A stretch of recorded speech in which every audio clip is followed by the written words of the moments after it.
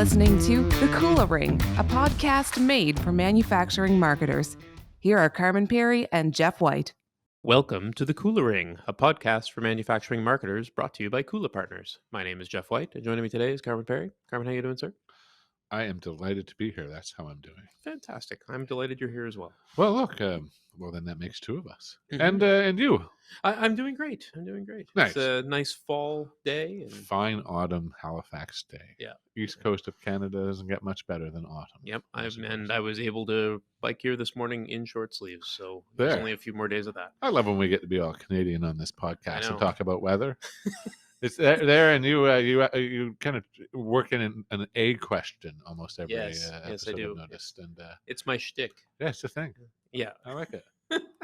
But I am really interested in what we're going to talk about today because, as we talk to a lot of manufacturers, especially those that are global in nature, but executing, on the ground in very localized markets, obviously there's some complexities there in terms of how you roll that out and how you manage it. Yeah, and I would say that there are a couple of I don't know, almost different categories of manufacturers. You have some who, yes, they're a global manufacturer, but they're more they have more experience marketing where they've been more local. So maybe they're a German-based global manufacturer. The German marketing is very well developed. Maybe even the European marketing is very well developed, but the North American marketing is not as much. Yeah. And you have obviously the reverse is true for organizations based in North America as an example. And then you have others that have been global for a long time, but just haven't done much marketing at all, or that marketing's been very distributed, or not centrally run. For right. Sure. So as you start to, and I think today's technology advancements and things of that nature, and just the marketing environment writ large, I think it has led people to want to take a more global coordinated approach often. But like you say, that comes with some complexities. And I think today's guest is going to help us define some rules of the road, as it were. For this. Fantastic. So joining us today is Ashley Riley. Ashley is the Director Global Marketing Campaigns and Content at Nilfisk. Welcome to the Cooler Ring, Ashley. Thank you very much for having me. I'm very happy to be here. Well, it's great to have you on the show. Yeah, Ashley, Nilfisk. First of all, let's start with Nilfisk. What is it that you actually make and sell? Yeah. So Nilfisk is a leading supplier and manufacturer of cleaning equipment. So everything from the vacuums you see at a hotel to large centralized vacuum systems. Floor care machines is the core of our business. I often explain that to people as if you are in a retail store too late at night and you hear the hum of a machine coming along behind you, that's the kind of equipment that we make in the floor care space.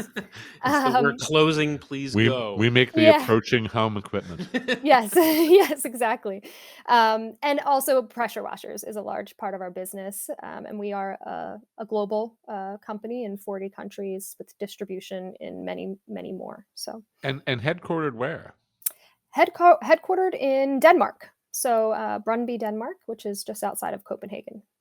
Well, Ashley, it's wonderful to have you on the show. And can you tell us a bit more about what you do there? Yeah, sure. So you mentioned my title, and essentially I am responsible for the campaigning and content that comes out of the global organization that is then passed down to our field marketing experts and localized for their markets. I also run the what's we now consider like an in-house agency in terms of supporting the local and regional teams with the types of content and creative that they need as well.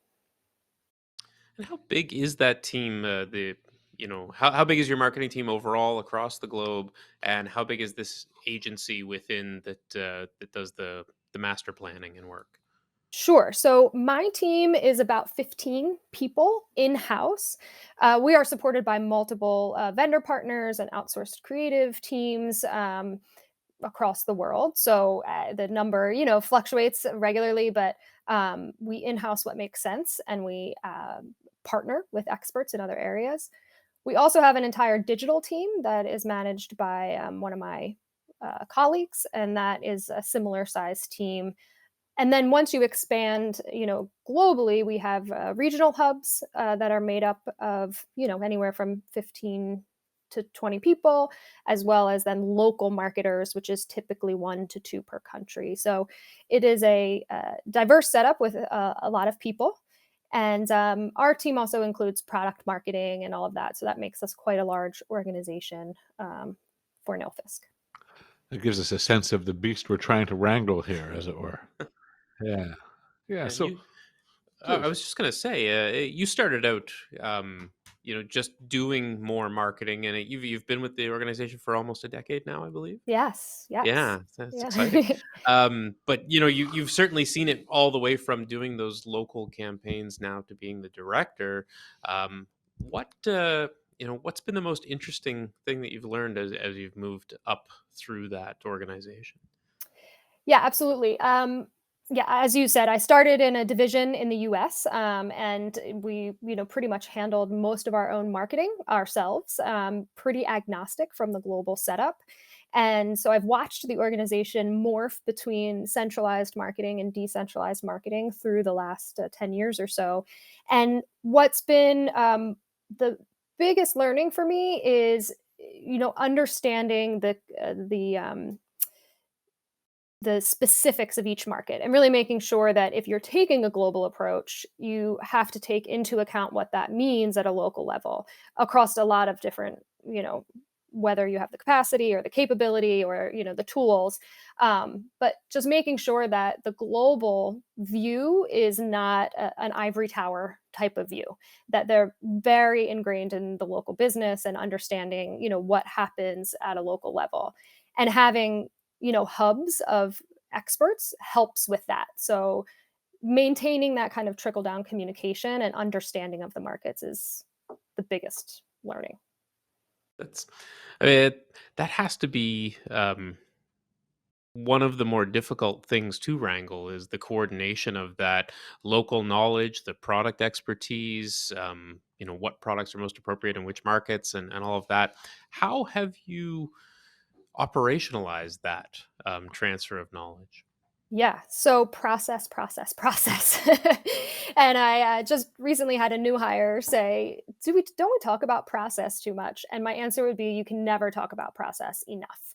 And that's especially surrounding we use the RACI setup of, setting a matrix of who's responsible, who's accountable, who's consulted, and who's informed is extremely important. And that everybody understands where they fit in the puzzle and when they'll be consulted and what type of mandate each counterpart has.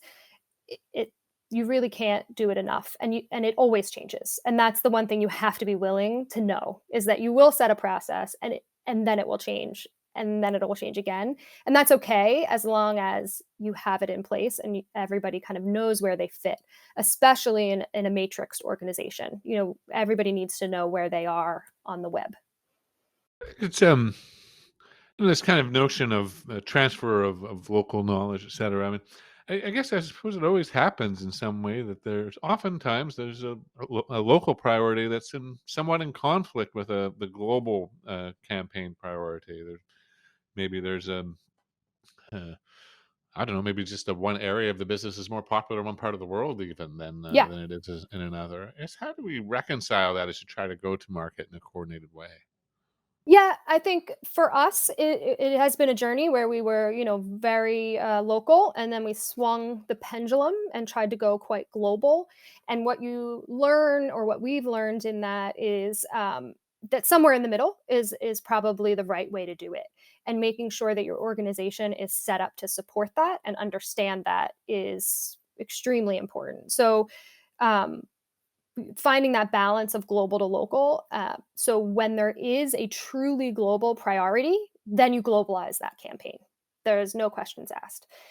If there's something that's regional, you respect that it's regional and you put the resources behind it to support a regional campaign, and same with local. And so respecting the need for those things is kind of part of what I was saying to begin with, is understanding that it is not very frequent that you can globalize all communications. Not only because different segments or product lines, but even the way cultures want to communicate. So, in some cultures, they are very much give me the facts. I want to know the technical specifications. There's no relationship building, right? And in other parts of the world, it's very much about starting top funnel, understanding their business, selling solutions. So, there's a lot of ways or and reasons that you need to respect those local needs. And so that's part of the reason that we moved more to this type in-house agency setup, because that gives us the flexibility and agility to do that instead of trying to mandate totally global messaging. I've got a couple of different questions on that, actually. I'm going to try to remember them. We'll see how well I do. Got a great memory. It's just not very long. Um, I guess it's on the one hand, I think or a lot of marketers can kind of wrap their head around the notion of communication tonality, sales processes being different across cultures. Um, and that's certainly true. I wonder how much the product adoption side of it, how much that's shrinking, or if you're noticing over your tenure with the organization that that's shrinking. It just strikes me that we live in a world where a tweak on one side of the planet can create a tsunami on the other side of the planet. I mean, communication doesn't really respect those borders very much anymore. So that, and I kind of wonder if product adoption across geographies is accelerating as a result, i.e., is it maybe a little easier for Europe and North America to be on the same page than it was maybe 5 years ago from a global or from a product priority perspective? In terms of the actual products we sell or like the marketing technology we use? Yeah, more like the products what you wanna be putting in the front window, as it were, you know? Um, Yeah, yeah. Um, I mean, certainly the pandemic has helped kind of make more common goals for probably all businesses, but we are in the cleaning business, and so and the whole world is going through the same pains. So um, that has certainly accelerated that. I think. What has been interesting though is to watch as some countries open and some countries close or remain closed, managing the communications there. Even imagery is difficult. It's like, where in what part of the world do you wear a mask and what part of the world don't you? Thinking yeah, on those yeah. lines. So, but in terms of product, that has helped stabilize that for us. But again, we do have to be really respectful that there is emerging markets that are much more into a certain product line than other markets. So um, technology in terms of video and virtual demonstrations and people really coordinating more virtually has actually brought us close together, not only in our strategy but also that resonates down to the products we sell.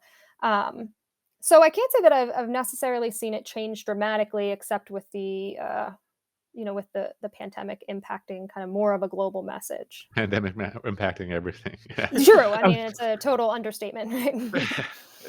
the other side of the thing that I'm happy with my memory for remembering this is that I was kind of curious, as you were talking about, the notion of, kind of mandating, if you will, global campaigns versus respecting regional differences.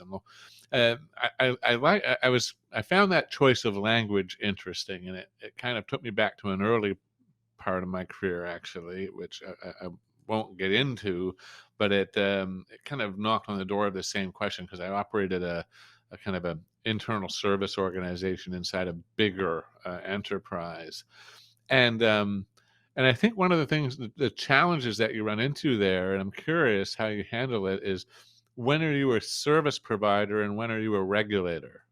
When are you enforcing rules versus when are you providing a service? And do you find that to be a hard uh, a balance beam? It is a hard balance beam. It absolutely is. I think we're still finding where that balance should lie. And I think it does come down to what alignment does the whole business respect globally? So commercial priorities globally, um, CVI mandates, tone of voice guidelines. We really kind of use our weight in those ways, and then respect the local markets in terms of segments, product promotions, target audiences. So it's a matter of always finding what works and what doesn't. But that, I would say, that's where I've found the most success is if you're grounded in certain global priorities from a sales, or CEO perspective, then that's where we align, and then you respect the boundaries locally. And you always have to abide by certain design standards and tone of voice. And so when we can back ourselves up with that, that's what we do.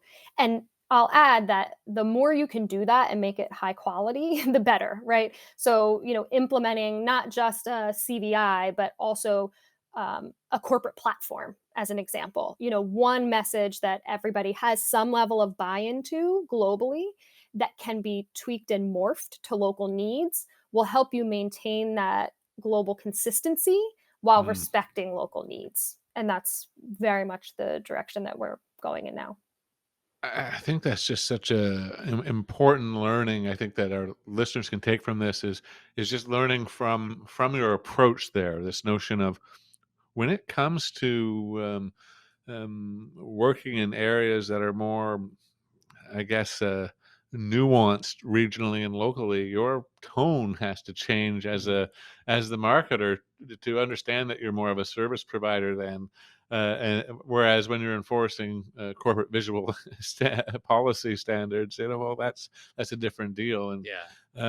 yeah, I like the notion of, frankly, if the stuff that you can enforce is of a higher quality, it probably gives you a bit better permission to talk about the other stuff. Yeah. It's kind of hard to have credibility going to talk to the sales organization if they don't think you have your house in order otherwise. Exactly. Exactly. And, stakeholder management is huge in that it's, understanding, bringing people along with you, and that there's definitely a certain skill set in keeping everybody engaged and feeling informed, but also consulted along the way will go a long way in adoption in the long run. I have to think so. And I mean the other part of the experience and the materials being of high quality is I would think that you're probably using also a high quality platform and experience for your local and regional teams to be able to access that kind of information. Like, this isn't just sent out in an email, Right. the Right. day before the campaign starts or something. Like, you probably have a very well organized, as you iterated before, process, to digitally enable the distribution of this. Correct. And we are on a journey. It's by no means perfect, but we have recently implemented more tools to help us with that. So, yeah, asset management tools, using proper marketing service type communication tools where there's a ticket system with high quality proofing capabilities. So the communication is always documented. And then a properly organized kind of shop that the local markets can come to access materials. That is a journey we started about a year ago, and we're still on. But now we're at the phase of organization, proper tagging, sorting, all of those kinds of things. But yeah, giving the markets the tools to find global materials and use them readily, on the fly is extremely important. And templatizing. So we also have a really good tool where, as much as we can load in, web banner templates or point of sale templates that can be customized locally. So they have the ability to change only certain parts of it. So, a copy into their language or a certain photo, but then it's self service. So it is a globally supported initiative, but it's essentially self supported. Are your digital marketing efforts bringing in too many junk leads? Stop wasting time and distracting your sales team. Account-based marketing can help give your marketing strategy the laser focus on qualified buyers that you need to increase your pipeline velocity, close more deals, and grow your business faster. We've created a sample manufacturing ABM plan to help you get started. Download the sample manufacturing ABM plan at bit.ly/sampleabm. That's bit.ly/sampleabm. Hmm.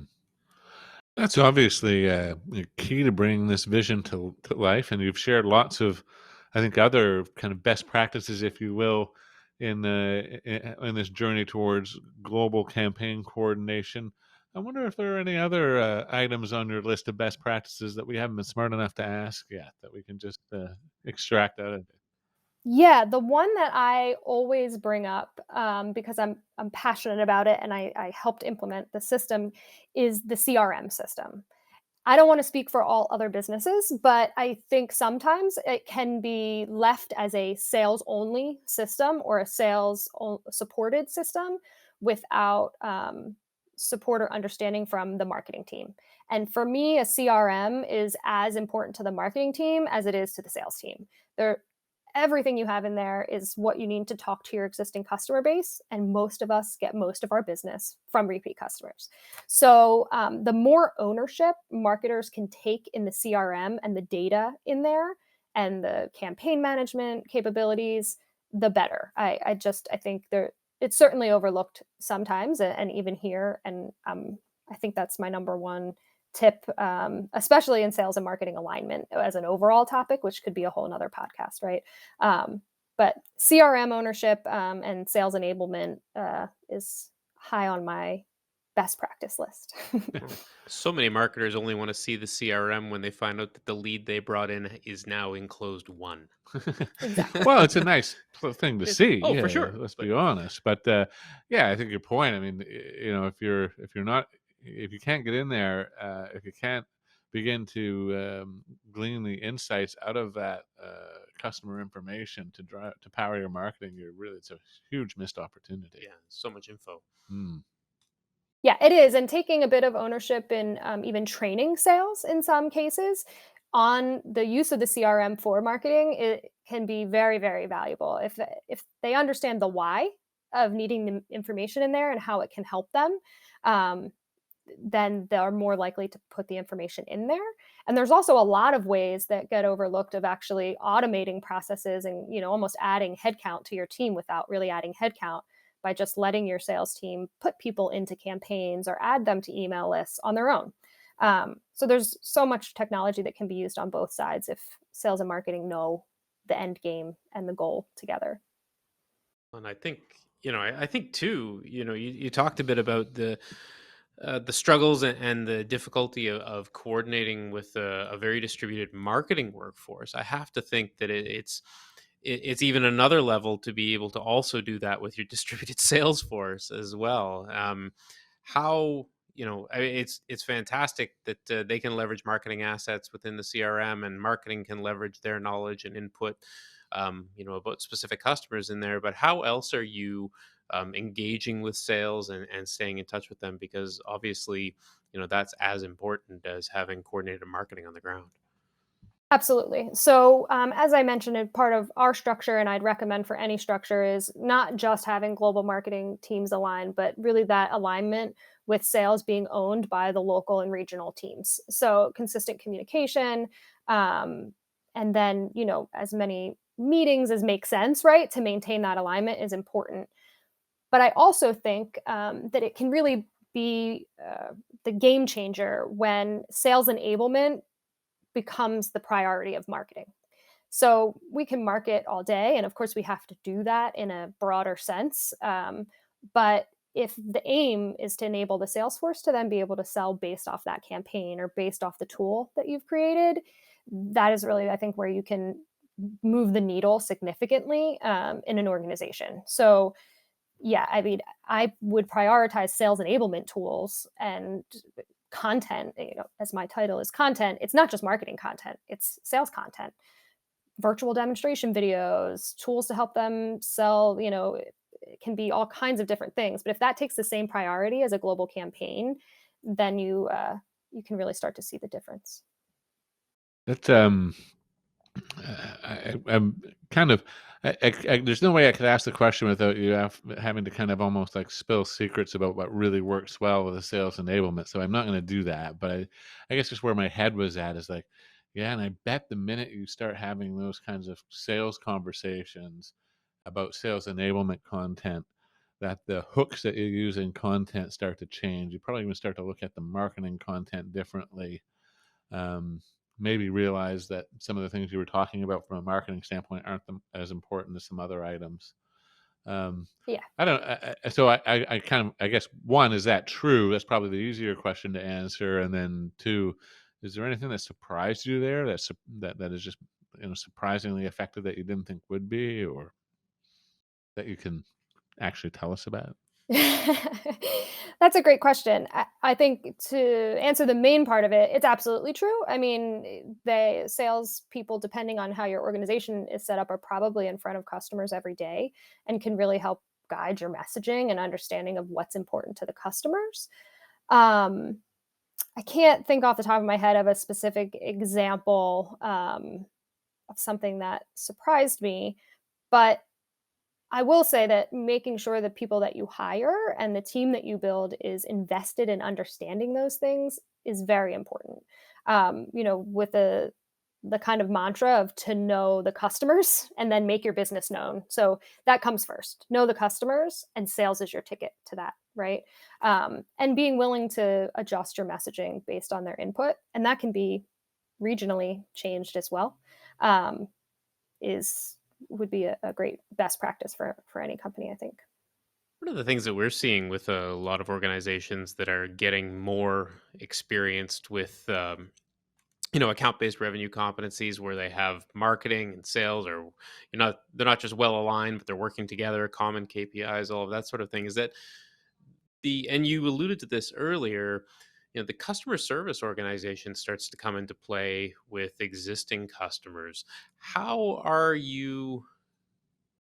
First of all, are you? And then second of all, if you are, how are you enabling their experience in terms of leveraging content in the CRM, or other things like that? Like, is part of your role in marketing to assist the That account expansion yeah, side that of the account equation. expansion side and the current customers? Yeah, it is. And I would say don't also overlook your service team. So there's customer service sitting in house, and then your service team going out to service your equipment, which is a real could be a real amazing opportunity for cross selling and upselling. Um, in my experience, that is very local, based on the skill sets of your service team or your customer service team, the capacity that they have, and the capabilities they're required to have. Um, that can be a very localized thing based on their local management. How much are they expected to be using the CRM and aligning and upselling, and at least in my experience, that tends to happen on a more local level. But the more that we can push that in terms of strategy recommendation with the field marketing teams that come to us for support, the better. So the way that we handle it is making sure that we have a checklist of all of the possible opportunities you can take advantage of. Do you have advertising space on your e-commerce site? Does your customer service team use a certain place to resource information? Do they have access to our web shop? Can we templatize emails for people? Those kinds of things. So making sure from a global perspective, you know the right questions to ask and the ways to push the local marketers. So they're also always remembering to think of those things. As I mentioned, in a lot of places, it's one or two local marketers. So, they've got a lot on their plates. So, as much as we can remind them about the different touch points they should take advantage of, like customer service and service, that's where we really try to chip in. Yeah, I think you're really smart to point out that field service component, the people on the ground, can be a real bit of secret sauce. We've certainly seen quite a bit of success in helping organizations design that content in a way that just gives the field service people an excuse to have a different kind of conversation with their contact. It's sales often isn't their main strength. That's not how they think about what they do, and they don't want a Right. quota on their head typically. But But as they, a result, they're fantastic at it. yeah, exactly. They're just like a Trojan horse. Exactly, exactly, exactly. I think half of the battle. So this will be the most secret sauce I'll give away in this conversation. I think the battle and the content there is at least as much about building the confidence of this field service person as it is about convincing their target. Like the collateral has two audiences.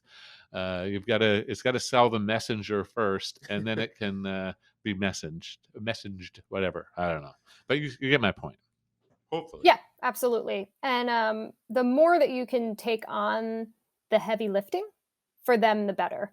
So if you have systems built into your CRM, for example, that are tracking service calls, or the more you can automate the communication to the direct to the end user, and then use sales as kind of like your a cog in the wheel to answer the call, right? Actually providing them opportunities to sell instead of expecting them to find them themselves, I think is a great way to start, at least. So they, so they feel supported, and they're more answering the question that they get asked versus trying to position the company to upsell or cross sell is a good first step to get in the door with your service team. Really cool. Yeah, it's fantastic. I'm curious, actually, as we kind of reach the end of this episode. Um, uh, it's been quite a journey for you over the last decade, and taking this more global role. I'd be curious, what's the biggest challenge that you've encountered that you didn't anticipate? You kind of almost didn't see it coming. Yeah, that's a great one. This is going to sound so simple, but the impact of translations on your business. No, Like it's I said, not simple. it's a no bra it's almost like a silly thing to think, and it's a very, I often couch it as like a very, American perspective, right?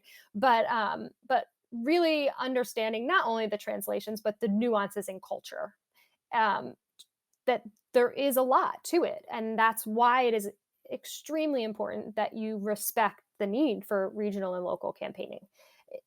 It has to be there. And so, I think I went into this thinking, well, of course you can global campaign. It would be great to tell everybody the same thing. But even if you can agree to tell everybody the same thing, the way you tell them has to be different. And this includes that, massive beast that is translation. When you want to translate into 30 languages, even the time that takes is significantly longer than I ever expected it to be. That means you have to be prepared even sooner than you thought. So when you go into it thinking you need 6 months to prepare a global campaign, it's probably more like 8, right? Just from localization. Yeah, and can I just say to our listeners, please hire professional translators. Don't Yes. ask your local sales and marketing teams to do the translation because they know both languages. Knowing both languages is not the same thing as being a translator. I just, oh my goodness, I'm on my soapbox now. But one of the services that we provided in that organization I was referring to earlier, that where we were a service provider and a regulator, one of the services was translation, and that's, it was very early in my career. I was like, what? Your people are certified. This person's certified to translate from English to French, but they're not certified to translate from French to English. Explain this to me, as somebody new to it, I just thought that was so peculiar. But of course, you know, I guess, of all the things, if we're talking about respecting the regional teams, also respecting those languages means Oh, proper translation. Yeah, yeah. The respect that is given by actually, wanting to ensure that you're speaking appropriately yeah. is just massive. But it's a big investment for companies to make, and as they make that quest to serve global markets, I think it's a cost that most of them underestimate. So I really appreciate you bringing it up.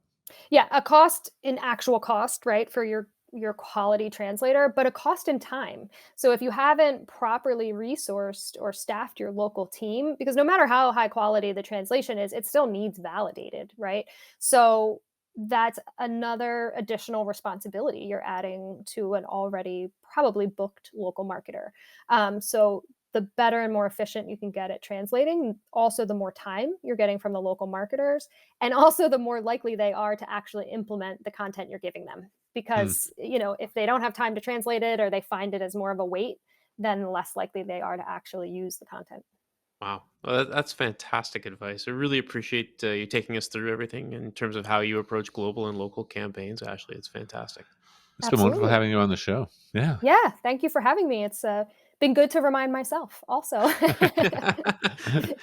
Cheers. Thanks.